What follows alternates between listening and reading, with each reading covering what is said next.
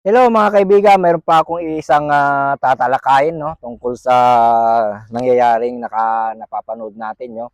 Ito yung pagiging paano ba maging stoic practitioner or uh, paano maging stoic, kung alam niyo yung stoic, kasi stoic philosophy, no, kung paano natin magagawa yan sa buhay natin. Ang pagiging stoic practitioner is yung nakatutok tayo sa mga kontrolado nating bagay, no, tapos lahat ng kontrolado natin yung isip natin, yung ginagawa natin, yung sinasabi natin, yung kilos natin, yan yung mga kontrolado natin. Diyan tayo pumokus, di ba? So, ang tatalakayin ko lang magandang example kung bakit may mga taong hindi kontrolado ang emosyon at may mga taong kontrolado ang emosyon. Ang pinaka the best example niyan is yung Trillanes Duterte feud, no? Yung rivalry nila, no? Napapansin niyo naman siguro, no? Kontrabida lagi si Trillanes, no? Talagang binabatikos niya si ex-President Duterte, o Presidente Duterte dati, no? Hanggang ngayon. So, ang gagawin ko lang example is kung sino sa kanila ang mas stoic sa kanilang dalawa. So, para sa akin, ang mas stoic sa kanila is si Trillanes. Disclaimer, no, hindi ako kumakampi kay Trillanes, hindi ko rin kumakampi kay ex-president Duterte, no. Ito ay pagliliwanag lang ng pagiging stoic, no. Stoic practitioner or stoic philosophy, no. So, ang most stoic ay si Trillanes. Kasi alam niyo kung bakit? Kasi si ex-president Duterte, kahit anong sabihin ni Trillanes, naiinis siya kaagad. Kumbaga nagagalit kaagad siya.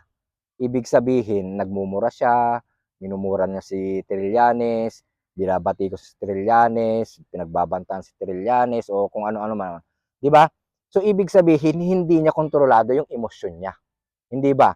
Uh, Gino-govern siya ng emosyon niya.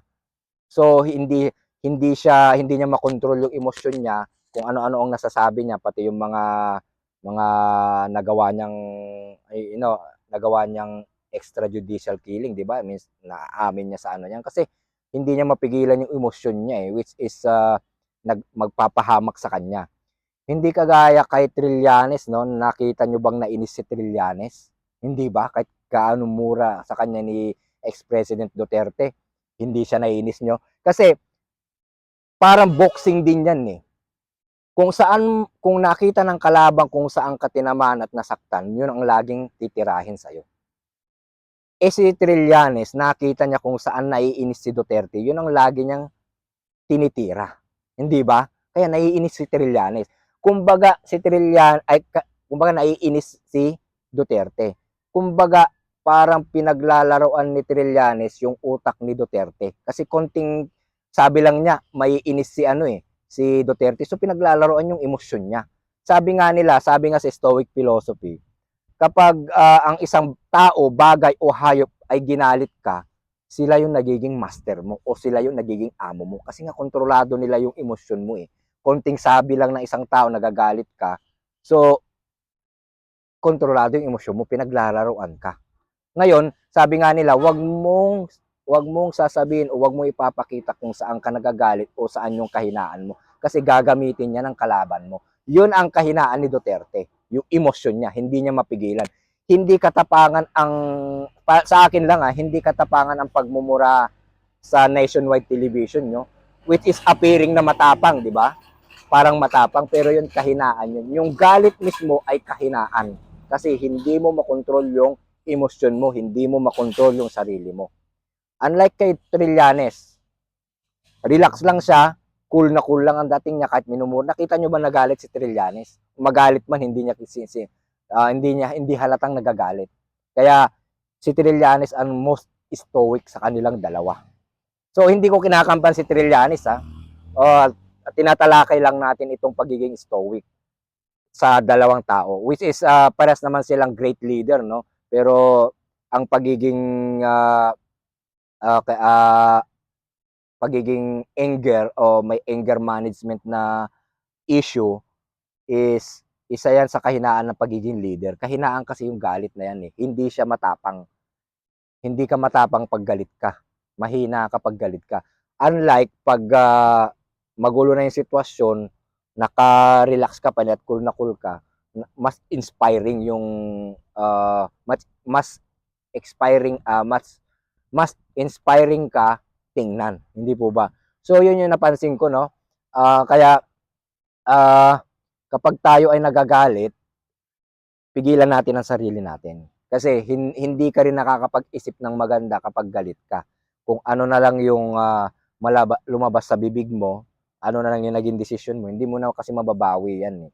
So, yun yung naging sample natin, no, si Trillanes sa si Duterte, no. At kung paano maging stoic.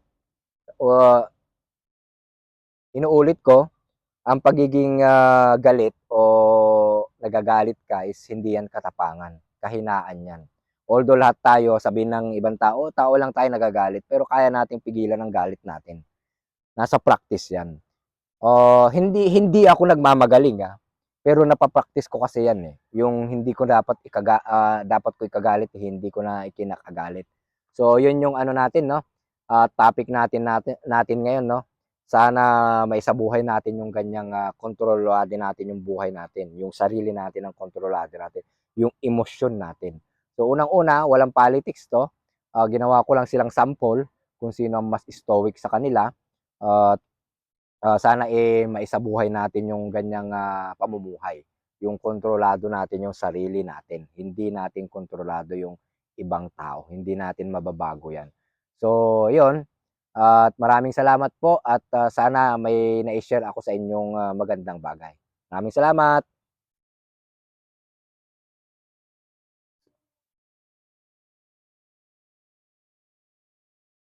So karamihan ng politiko natin, no, may anger management, no. Lahat ng nakaaway ni Trillanes, no, hindi nila kayang uh, pigilan yung emosyon nila eh. Sila Gordon, sila sino pa ba yung mga nakaaway ni Trillanes diyan. Basta yung mga nakaaway niya, no.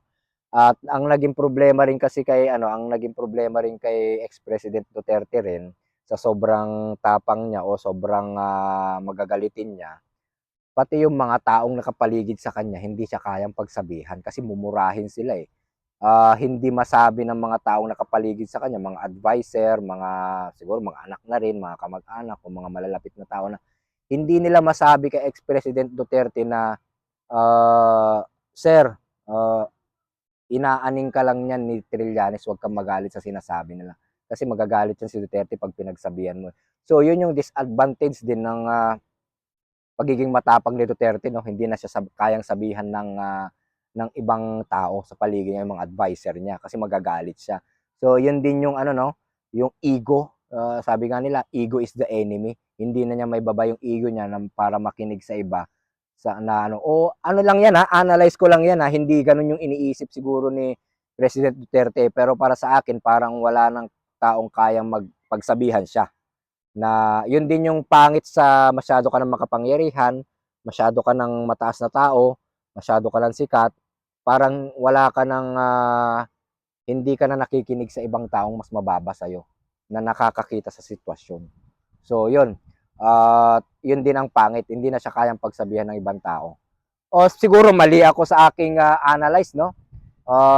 Hindi naman ako political analyst pero parang ganun yung nangyayari. So inuulit ko po, hindi po ako eksperto sa ganyan. Yun lang naman po yung napapansin ko, no? At hindi yan official na pahayag ng kahit sino mga o hindi yan official na kaisipan ng ibang tao, kundi yung kaisipan ko lamang.